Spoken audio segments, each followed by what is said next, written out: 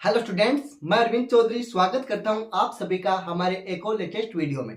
जैसा कि आप लोगों को पता है बच्चों, हमारे गैसियस स्टेट चैप्टर चल रहा है, जिसके अंदर हमने अभी तक जैसे बोयल्स लॉ देख लिया है, उसके बाद में चार्ल्स का लॉ देख लिया है और बाद में हमने बात की गैलुसेक के लॉ की। आज इस वीडियो में हम बात करेंगे अवोगाद्रो का नियम। देखो, अगर आप अवोगाद्रो का नियम पढ़ रहे हो तो इससे पहले वाला आपको आना चाहिए, सेम टू सेम उससे रिलेटेड ही है। देखो, मैं बताऊं आपको अवोगाद्रो नियम क्या था। अवोगाद्रो ने क्या किया बच्चों, समान ताप लिया और समान दाब लिया, लेकिन उस पे भिन्न भिन्न गैसें ली, मतलब गैसें क्या ली, अलग अलग। तो उनका जो आयतन है वो समान होगा, अर्थात उनके अणुओं की संख्या भी क्या होगी, समान होगी। तो आप एक लाइन में पूरी क्या लिख दोगे, समान ताप व समान दाब पर भिन्न भिन्न गैसों के समान आयतनों में अणुओं की संख्या भी क्या हो जाएगी, समान हो जाएगी। ये बात किसने कही, अवोगाद्रो भाई साहब ने कही। अर्थात इससे हम क्या बोल सकते हैं, जो नंबरों की संख्या है मतलब अणुओं की संख्या है, उनको उसने n से रिप्रेजेंट कर दिया। तो यहाँ पे हम बोल सकते हैं v प्रोपोर्शनल टू n हो जाएगा। आगे बात समझ में, जब आप प्रोपोर्शनल हटाएंगे तो उसकी जगह कांस्टेंट आ जाएगा k। आगे बात समझ में, अब लिखो आगे। तो हेडिंग डालो अवोगाद्रो का नियम। कौन सा नियम, अवोगाद्रो का नियम। इंपोर्टेंट है, जो कि एग्जाम में डायरेक्ट पूछ लेता है, अवोगाद्रो लो, अवोगाद्रो का नियम। आगे बात समझ में, हेडिंग डाल दो, साथ साथ में लिख लो, जिससे कि आपका भी टाइम क्या हो जाए, बच जाए और अच्छे से नोट्स भी बन जाए। तो क्या कहा इसने, समान ताप व दाब पर, दाब भी क्या है बच्चों, समान, तो समान ताप व समान दाब पर। अगली बात समझ में, समान ताप मतलब टेम्परेचर भी क्या है, फिक्स, प्रेशर भी क्या है, फिक्स, तो दोनों फिक्स हो गए। अभी तक हमने देखा किसी में टेम्परेचर फिक्स था, किसी में क्या था, आपने प्रेशर फिक्स था, मतलब दोनों इसमें पहली बात, मतलब ताप और दाब दोनों क्या आ रहे हैं, फिक्स आ रहे हैं, है ना। तो यहाँ पे भिन्न भिन्न क्या हो जाएगी बच्चों, गैसें अलग अलग हो जाएगी।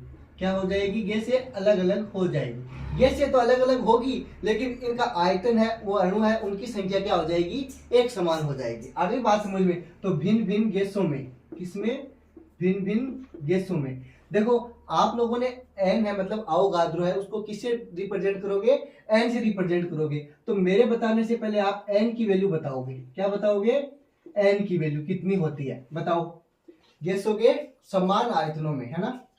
ये मैं लिख देता हूं, आयतनों में। आयतन कैसा हो जाएगा, समान। समान आयतनों में अणुओं की संख्या भी क्या हो जाएगी, समान आयतनों में। मोलिक्यूल्स, अणु का मतलब क्या होता है, मोलिक्यूल्स, अणुओं की संख्या। आयतनों में अणुओं की संख्या भी क्या हो जाती है, समान। अणुओं की संख्या, नंबर ऑफ मोलिक्यूल्स क्या हो जाएंगे सॉरी सॉरी फॉर दैट, अणुओं की संख्या क्या है, समान। ये बात किसने कही, अवोगाद्रो ने की, कि संख्या समान होती है। इसको आप इक्वेशन की फॉर्म में कैसे लिख दोगे, इसको क्या लिख दोगे, v प्रोपोर्शनल टू n लिख दोगे। n क्या है यहाँ पे, अणुओं की संख्या है। अगली बात समझ में, तो देखो ऐसे लिखो, अगले वाला पॉइंट एकदम छोटा सा तीर लगा के लिख लो, गैसों के अणुओं की संख्या। आप किससे लिख रहे हो, n से। तो गैसों के अणुओं की संख्या, अणुओं की संख्या किससे है बच्चों, किससे रिप्रेजेंट कर रहे हैं हम, n से कर रहे हैं, किससे, स्मॉल n से कर रहे हैं। और ये आयतन की क्या हो जाएगी, समानुपाती हो जाएगी। तो क्या बोल दोगे, अणुओं की संख्या उसके आयतन के समानुपाती होती है। ये इंपॉर्टेंट बात हो जाती है। आयतन को आप किससे लिख दोगे, कैपिटल V से लिख दोगे, तो उसके आयतन के क्या हो जाएगी, समानुपाती हो जाएगी। आगे बात समझ में, समानुपाती होती है, समानुपाती होती है। अब देखो, इसको आप किसकी फॉर्म लिख दोगे, n प्रोपोर्शनल टू v लिख दोगे। यहाँ पे है v प्रोपोर्शनल टू n लिख दोगे। ये लो, ये अपने कौन हो गया, अवोगाद्रो का नियम हो गया। अगर यहाँ पे आप प्रोपोर्शनल का साइन हटाते हो तो क्या बन जाएगा, कांस्टेंट यहाँ पे क्या आ जाएगा, kn आ जाएगा, सॉरी k आ जाएगा, और n ऐसा का ऐसा हो जाएगा। तो यहाँ पे हमारे पास में k क्या है, समानुपातिक स्थिरांक है ना, जो कि आप देखते आ रहे हो हर वीडियो के अंदर। तो अभी तक तो याद हो गया होगा आप लोगों के, है ना। तो k इक्वल टू क्या लिख लोगे, समानुपातिक स्थिरांक, जिसकी वैल्यू क्या होती है, फिक्स होती है। इसकी वैल्यू क्या है, फिक्स, मतलब ये चेंजेबल नहीं है। समानुपाती स्थिरांक, कांस्टेंट, नियतांक, इसी का नाम क्या है, कांस्टेंट है, स्थिरांक है ना, जिसका दूसरा नाम क्या बोल दोगे, नियतांक या स्थिरांक। यहाँ तक आप लोगों की बात समझ में आ गई। अब इसके बाद में जैसे कि आप इसका स्क्रीनशॉट लो, आगे बात करें। जैसा मैं आपको बताया मैंने अभी कि जैसे 1 मोल गैस होती है उसमें अणुओं की संख्या कितनी हो जाएगी, अवोगाद्रो नंबर के बराबर हो जाएगी, n के बराबर हो जाएगी। और अवोगाद्रो नंबर कितना बताया है, 6.022 इंटू 10 की पावर 23 होती है। कितनी, 6.02 गुणा 10 की पावर 23 होती है। किसकी, 1 मोल गैस में अणुओं की संख्या। बहुत ही इंपॉर्टेंट है, यही क्या है, अवोगाद्रो संख्या है, जिसको कैपिटल Na से रिप्रेजेंट कर देते हो। तो स्टार पॉइंट यहाँ पे लगा के लिख दोगे। क्या लिखोगे, स्टार पॉइंट। 1 मोल गैस में अणुओं की संख्या, किसमें, 1 मोल गैस में अणुओं की संख्या क्या होती है। देखो बच्चों, 1 सेकेंड में आ रहा हूं ना, लिख रहा हूं, 1 मिनट रुकना, वेट, जस्ट वेट। हाँ सॉरी फॉर दैट, क्या कि सिलेंडर जो देते हैं ना वो आ गए थे बीच में ना, तो उनसे वो लेना भी जरूरी था। हाँ, तो 1 मोल गैस के अणुओं की संख्या क्या हो जाएगी अपने बच्चों, 6.022 इंटू 10 की पावर 23। क्या, 6.022 इंटू 10 की पावर 23। ये क्या है बच्चों, अपने अवोगाद्रो संख्या है, जिसको आप किससे लिख देते हो, Na से, कैपिटल Na से लिख देते हो। अवोगाद्रो संख्या, Na मतलब अवोगाद्रो संख्या, कोष्टक में लिख देता हूं, चलो, है ना। यही क्या है, अपने अवोगाद्रो नंबर, अवोगाद्रो संख्या हो गई, जिसको आप किससे लिख देते हो, Na से लिख देते हो। आगे बात समझ में। उसके बाद में देखो इंपॉर्टेंट बात आ जाती है, जैसे अपने 1 मोल गैस का आयतन होता है एसटीपी के ऊपर, मानक ताप व दाब पे कितना होता है। एग्जाम में डायरेक्ट क्वेश्चन आ जाता है, आप पीछे के प्रीवियस ईयर के पेपर देख सकते हो। एसटीपी पे अपने जो 1 मोल गैस होती है उसका आयतन कितना होता है। एसटीपी का मतलब मानक ताप व दाब, स्टैंडर्ड टेम्परेचर एंड प्रेशर पे, है ना। इंपॉर्टेंट लाइन है, देखो एसटीपी पे इतना आप लोगों को पता है। एसटीपी मतलब स्टैंडर्ड टेम्परेचर एंड प्रेशर, सामान्य ताप व दाब, मानक ताप व दाब पर 1 मोल गैस का आयतन कितना होता है। ये क्वेश्चन आता है, आपको ऑप्शन में दिया होता है 1 मोल गैस का आयतन, 1 मोल गैस का आयतन कितना हो जाता है। देखो इसके अंदर आपको याद क्या रखना है, अगर बात करेगा लीटर की तो क्या लिख दोगे बच्चों, 22.4 लीटर। कितना, 22.4 लीटर। अगर मैं लीटर को ml में चेंज कर दूंगा तो 1000 से मल्टीप्लाई कर दूंगा, तो दूसरे शब्दों में आप क्या बोल दोगे, सर मल्टीप्लाई करेंगे तो कितना हो जाएगा, 22,400 मिलीलीटर ml। ये बात हो जाती है किसके अंदर, 1 मोल गैस का आयतन एसटीपी मतलब स्टैंडर्ड टेम्परेचर एंड प्रेशर पे, मानक ताप व दाब पर। आगे कहानी समझ में, इसको आप क्या बोल दोगे, मानक ताप व दाब, ये बात लिख लोगे आप, है ना। वैसे ये बतानी नहीं चाहिए ये बातें, क्योंकि अभी तक आप कंपटीशन की तैयारी कर रहे हो तो आपको आनी चाहिए। ये बात हो जाती है अपने 22,400 मिलीलीटर तक, है ना। उसके बाद में देखो, अगर इसमें बात करें हम केल्विन के अंदर, एसटीपी के अंदर कितना होता है, केल्विन में स्टैंडर्ड ताप और दाब कितना हो जाता है, टेम्परेचर एंड प्रेशर। देखो एसटीपी के अंदर अगर बात करें टेम्परेचर की तो वो होता है अपने 273.15 केल्विन। अगर बात करें दाब की, प्रेशर की, तो वो 1 बार होता है, अर्थात पास्कल में 10 की पावर 5 पास्कल हो जाता है, जो कि आपको डायरेक्ट याद होना ही चाहिए, ठीक है। हाँ लिखो, यहीं पे लिखो साथ में इसके, ऑन एसटीपी, है ना। एसटीपी पर, किस पे बच्चों, एसटीपी के ऊपर किसकी बात करोगे, सबसे पहले बात कर लोगे ताप की, टेम्परेचर की, किसकी, टेम्परेचर की। टेम्परेचर कितना हो जाता है, 273.15 केल्विन। याद रखना है 0.15 भी ऊपर होता है, हम यूजुअली 273 केल्विन ही यूज करते हैं, लेकिन आपको पूरा याद रखना है। उसके बाद में दाब की बात करेंगे, दाब मीन्स प्रेशर की, तो ये कितना हो जाता है बच्चों, 1 बार। कितना, 1 बार। और इसका मतलब पास्कल में लिखना चाहिए तो 10 की पावर 5 पास्कल के इक्वल होता है। बहुत ही इंपॉर्टेंट है, एग्जाम में डायरेक्ट आया होता है। स्क्रीनशॉट लो, फिर आगे चलते हैं, ना। हाँ, तो एसटीपी पर 1 मोल आदर्श गैस का आयतन कितना होता है, आप लोग मुझे बताओगे मेरे बताने से पहले। 1 मोल गैस का, आदर्श गैस का आयतन कितना होता है, बहुत ही इंपॉर्टेंट क्वेश्चन हो जाता है अगला, है ना। तो यहीं पे ये बात हो गई ताप की, दाब की। अब बात कर लेते हैं आदर्श गैस की। कौन सी गैस की, आदर्श गैस की। किसके ऊपर, एसटीपी के ऊपर, है ना। ऑन एसटीपी, एसटीपी के ऊपर ही चल रही है सारी बातें।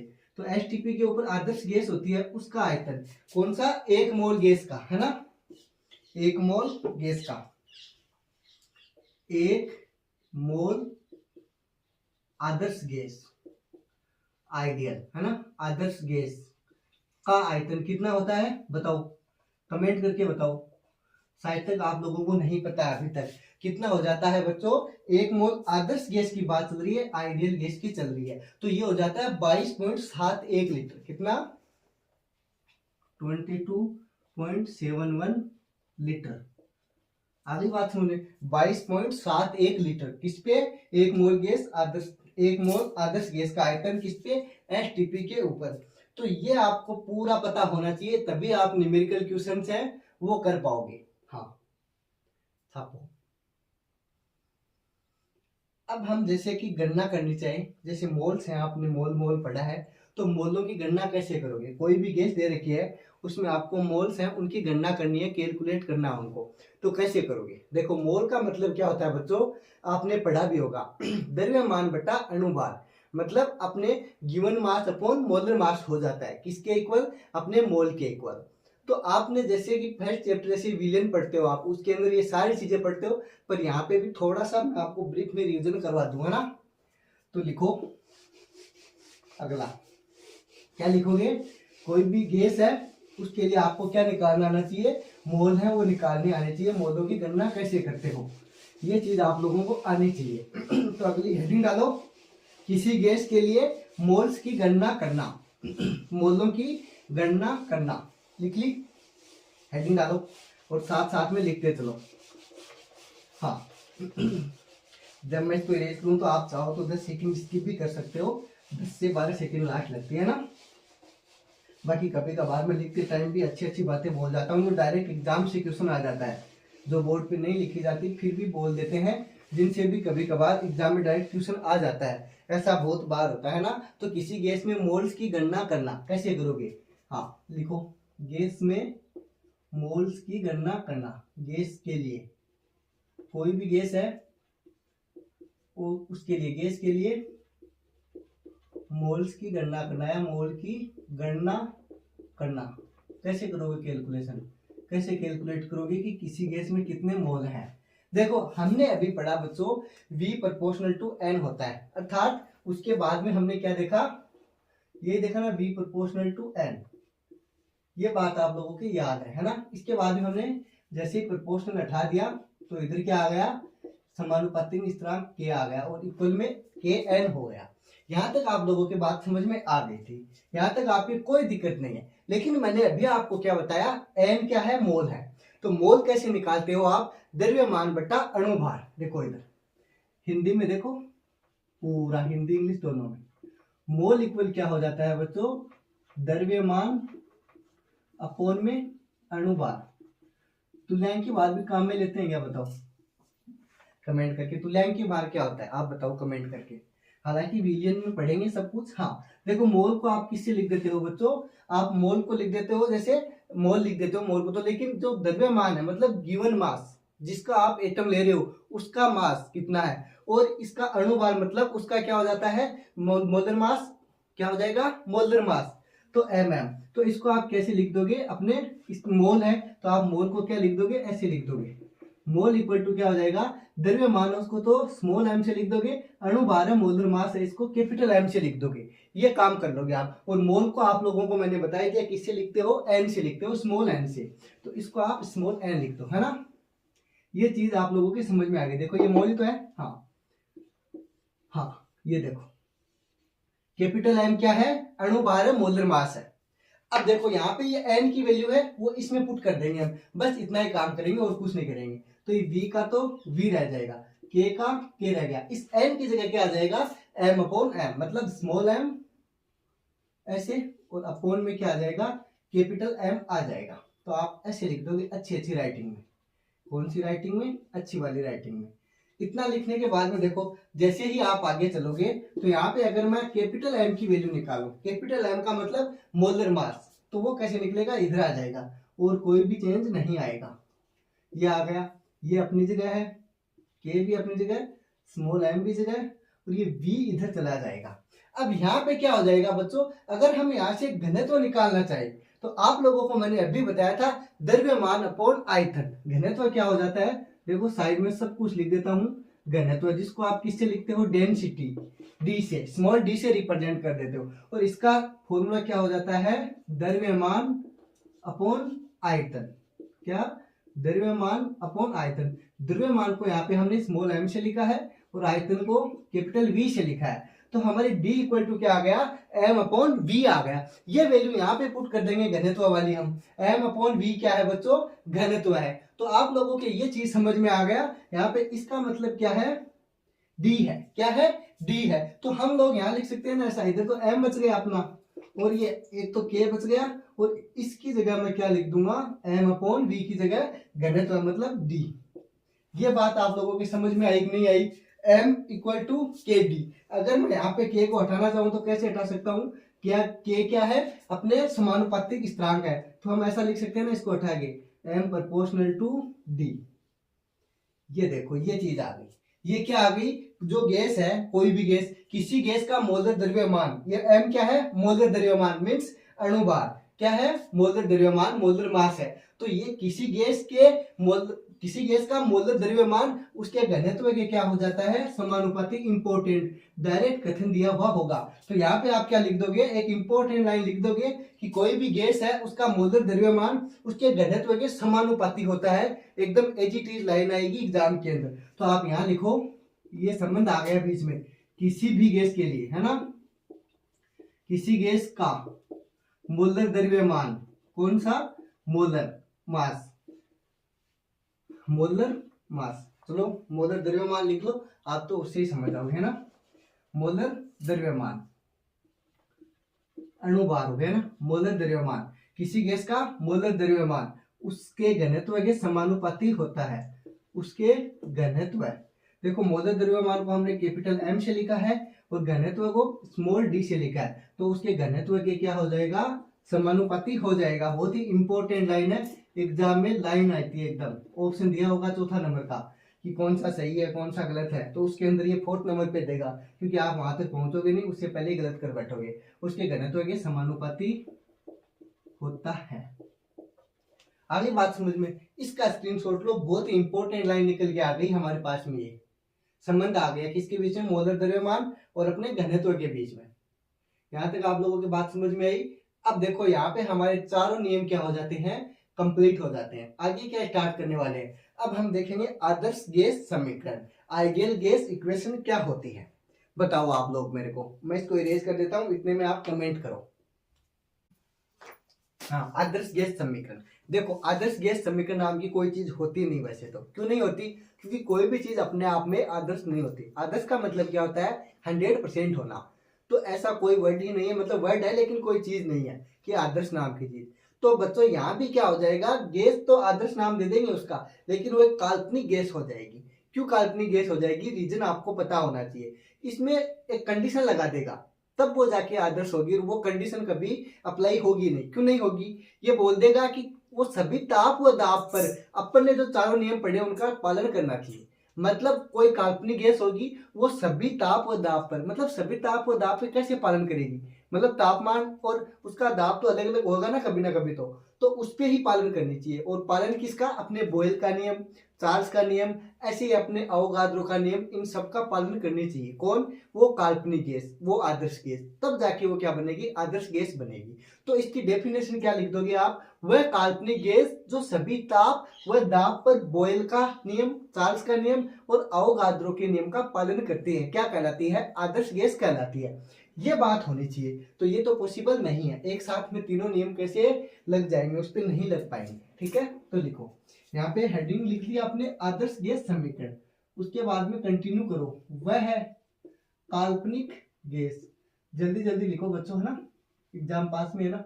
वह काल्पनिक गैस कौन सी, वह काल्पनिक गैस कौन सी गैस, जो सभी ताप, कौन से ताप, सभी ताप, वह सभी दाब, सभी दाब पर क्या करेगी, अपने बोयल का नियम हो गया, जो नियम हमने पढ़े हैं ना, सभी दाब और ताप पर बोयल के नियम, बोयल के नियम के बाद में चार्ल्स, यहाँ पे चार्ल्स के नियम,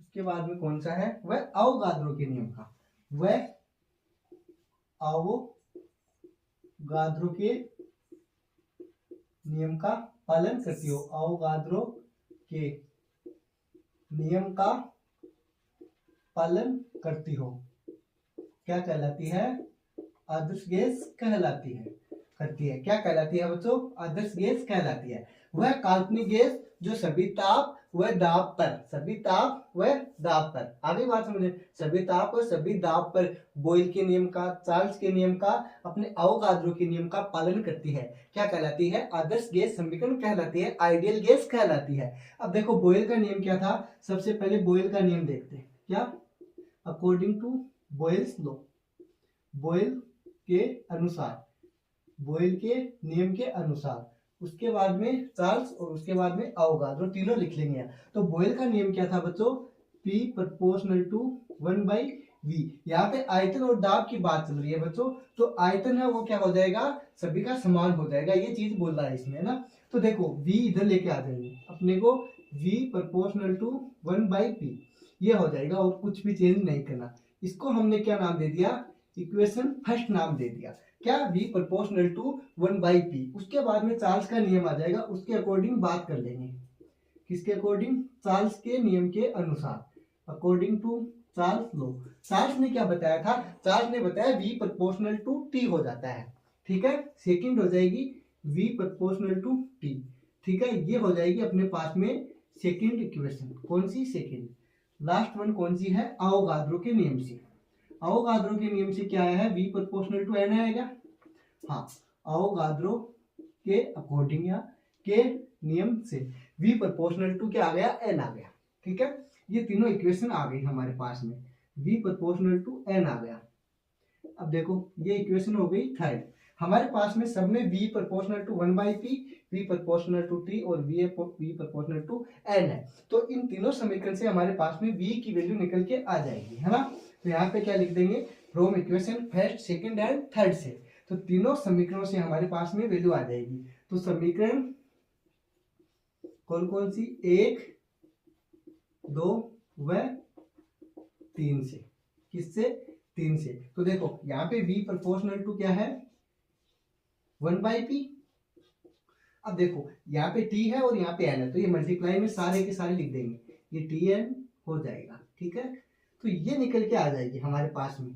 अब देखो जब प्रोपोर्शनल हटाई देंगे यहाँ से, तो हमारे पास में गैस नियतांक आ जाएगा R, जिसको आप रिडबर्ग कांस्टेंट बोल दोगे, रिडबर्ग नियतांक बोल दोगे। उसकी वैल्यू CGS में अलग हो जाती है, SI यूनिट में अलग हो जाती है, जो आपको दोनों याद होनी चाहिए। एग्जाम में न्यूमेरिकल क्वेश्चन यहाँ से डायरेक्ट बन जाएगा, आप इसको छापो या चलो यहाँ पे कांस्टेंट हटा देते हैं, है ना, ये प्रोपोर्शनल हटा देते हैं, तो यहाँ पे R आ जाएगा बच्चों, ऊपर T है और N है, अपोन में क्या रह जाएगा, P रह जाएगा।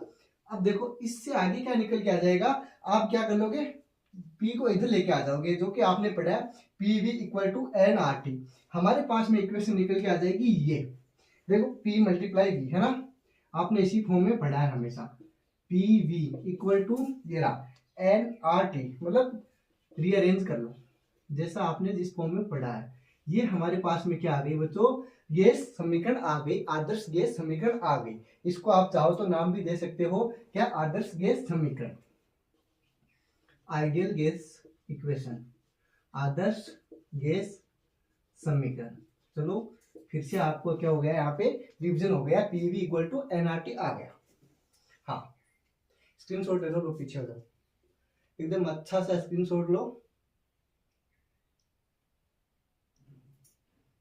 आदर्श गैस समीकरण तक बात होगी। आज मैंने बता दिया आपको क्या है, गैस नियतांक है। चलो लिख देता हूं, फिर बोलोगे बताया नहीं, बता तो दिया है, लिखा नहीं। ये क्या है, गैस नियतांक है, रिडबर्ग कांस्टेंट है। अब इसकी वैल्यू की बात करेंगे, जो कि मैं आपको यहीं पे लिखवा दूंगा, है ना, आप इतना उतारो, उसके बाद में आगे चलते हैं, है ना।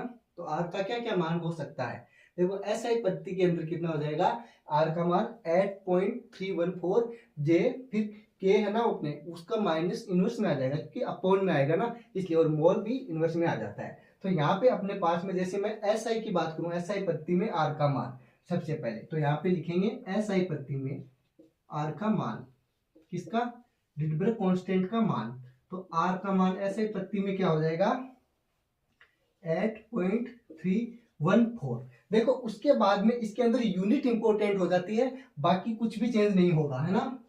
ये हो जाएगा इसमें इनवर्स में, और मोल भी क्या रहेगा इनवर्स में, मतलब मोल ये हो जाएगा इसमें एस आई पद्धति में। इतना याद रह जाएगा। अगर ये याद रह जाएगा तो डायरेक्ट इसको आप एग्जाम में यूज कर लोगे। उसके बाद में सीजीपीएस पद्धति में बता दूंगा, सीजीएस सॉरी, है ना, सीजीएस। इसमें देखो चेंज क्या आएगा, अर्ग में हो जाएगा, इतना फर्क आएगा, बाकी सेम टू सेम रहेगा। तो आर की वैल्यू यहाँ क्या हो जाएगी 8.314 इंटू 10 की पावर 7 हो जाएगा, आगे अर्ग लग जाएगा, है ना, अर्ग अर्ग, और आगे केल्विन इनवर्स और अपने मोल भी इनवर्स में आ जाएगा। ये बात यहाँ तक आप लोगों की समझ में आ गई होगी। इसको आप डाइन में भी चेंज कर सकते हो, है ना, तो सेंटीमीटर आ जाएगा, अर्ग की जगह क्या आ जाएगा, सिर्फ सेंटीमीटर आ जाएगा, और डाइन लग जाएगा अर्ग की जगह, है ना, सेंटीमीटर केल्विन डाइन आ जाएगा, ठीक है। उसके बाद में कैलोरी में चाहो तो कभी कभी यूज हो जाता है इसका। थर्ड में एक और बता दूं इंपॉर्टेंट, किसके अंदर बच्चों, कैलोरी में। जब आपको यूनिट इसमें कैलोरी में दी हुई हो, जब मान डायरेक्ट काम में लेना हो कैलोरी के अंदर, तो देखो बहुत ही सिंपल है, कैलोरी वाला तो सबको याद आ जाता है, 2.0 या फिर 2 लिख दो डायरेक्ट, है ना, कैलोरी क्या है, रुको थोड़ा सा अच्छा लिखते हैं, है ना, एकदम आप लोगों को समझ में आ जाए। केल्विन, हाँ, इनवर्स और मोल इनवर्स। यहां तक आप लोगों के बात समझ में आ गई होगी। लीटर में, एटीएम में, सब में आप लिख सकते हो, है ना। हाँ, यहाँ तक आप लोगों को स्क्रीनशॉट ले लेना चाहिए।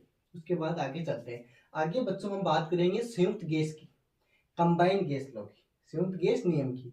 देखो सेम आपने पढ़ा सब कुछ है, बस रिवीजन करना जरूरी है। हाँ, कंबाइंड गैस लॉ छाप लिया, स्क्रीनशॉट लो, मैं इरेज कर दूं इतने में।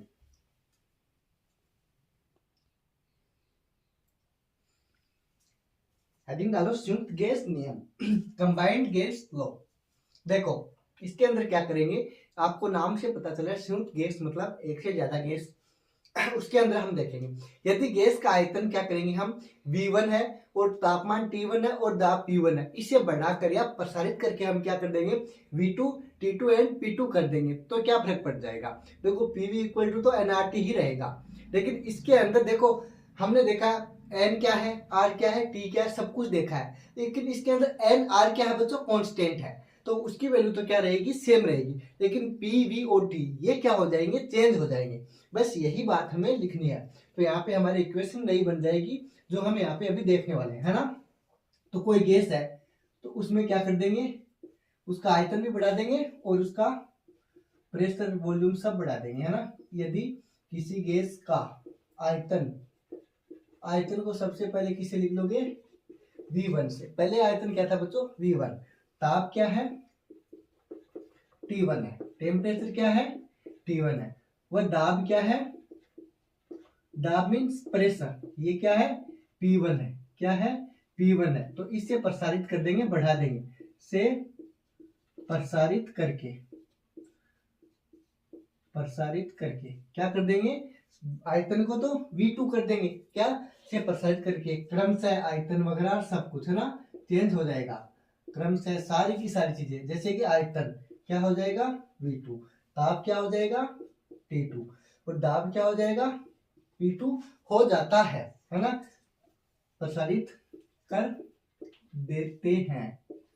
तो क्या समीकरण मिल जाएगी हमें, आप लोगों को PV इक्वल टू nRT याद है, बस उसी फॉर्म से आगे चल जाएंगे। PV इक्वल टू क्या होता है, nRT होता है, ये तो अपने मेन इक्वेशन है आदर्श गैस की। अब क्या कर लेंगे, इसके अंदर nR तो क्या है बच्चों, कांस्टेंट है, तो इसको तो एक साइड रख लो, T को इधर शिफ्ट कर दो, तो PV अपॉन में क्या आ जाएगा, T आ जाएगा, इक्वल में सिर्फ क्या बच जाएगा, nR बच जाएगा। मोलों की संख्या क्या होती है, समान होती है, R का मान भी क्या होता है, फिक्स होता है, नियतांक होता है, कांस्टेंट होता है। तो ये सारी चीजें आप लोगों को समझ में आ गई है ना। इसको आप इक्वेशन फर्स्ट दे दोगे। सबसे पहले बात करेंगे आयतन V1, temperature T1 and the P1 पे। तो इधर आप क्या कर दोगे, सब में P1, V1 और T1 की बात कर लोगे। NR क्या रहेगा बच्चों, सेम रहेगा। ऐसे ही एक दूसरी गैस लेंगे जिसमें प्रसारित करके क्या हो जाएगा, V2, T2 एंड P2 हो जाएगा, ये चेंज हो जाएगा। तो ये बात आपकी समझ में आ गई। अब यहाँ पे सिर्फ आपको इतना चेंज करना है, P2 V2 अपॉन में T2 और इक्वल में क्या है बच्चों, NR का NR ही रहेगा, ये कभी भी चेंज नहीं होगा, सभी गैसों के लिए सेम रहता है। लेकिन आप लोगों को एक चीज समझ में आ गई, इक्वेशन फर्स्ट में भी NR की वैल्यू है, सेकंड में भी किसकी वैल्यू दे रखी है, NR की। तो NR से NR कैंसिल आउट हो जाएगा, अर्थात हम NR की वैल्यू पुट कर देंगे जो कि एक दूसरे के क्या आ जाएगी, इक्वल। तो यहाँ पे आप क्या लिख दोगे, from equation first and second. Equation first and second से आपको क्या मिल जाएगा, from equation first and second. तो इन इक्वेशन से हमें ये दोनों क्या मिल जाएंगे, NR की वैल्यू इक्वल मिल जाएगी, जो कि आप लोगों को यहाँ लिख देनी है। तो एक P1 V1 अपॉन में T1 इक्वल में क्या हो जाएगा, P2 V2 अपॉन में T2। देखो इतना इजी हो जाएगा, जो कि आप लोगों ने बहुत बार पढ़ा है। ये क्या हो जाएगा, संयुक्त गैस नियम हो जाएगा। बहुत ही इंपॉर्टेंट है, एग्जाम में डायरेक्ट आता है संयुक्त गैस नियम, कंबाइंड गैस लो क्या। तो इसी को आप क्या बोल दोगे, संयुक्त गैस नियम बोल दोगे। संयुक्त मतलब कंबाइंड गैस लो, संयुक्त गैस नियम। आ गई बात समझ में। हाँ इंपॉर्टेंट है, स्टार लगा दो, डायरेक्ट याद रखो है ना। 20 वाली क्वेश्चन से आपको कोई लेना देना नहीं है। P1 V1 अपॉन में T1, P2 V2 upon T2। आ गई बात समझ में। यहाँ तक आप लोगों के बात समझ में आ गई। अब देखो इस पे क्वेश्चन वगैरह है, वो सारा चैप्टर होने के बाद में सब पे एक एक क्वेश्चन मतलब सब पे कर लेंगे एकदम अच्छे से। पहले टॉपिक है वो सारे क्लियर कर लेते हैं, क्वेश्चन की अलग से क्लास लूंगा, टेंशन बिल्कुल भी नहीं लेनी। सो मिलते हैं जल्दी कल एक और लेटेस्ट वीडियो में, तब तक पढ़ते रहो, मस्त रहो। Thank you, thanks for watching.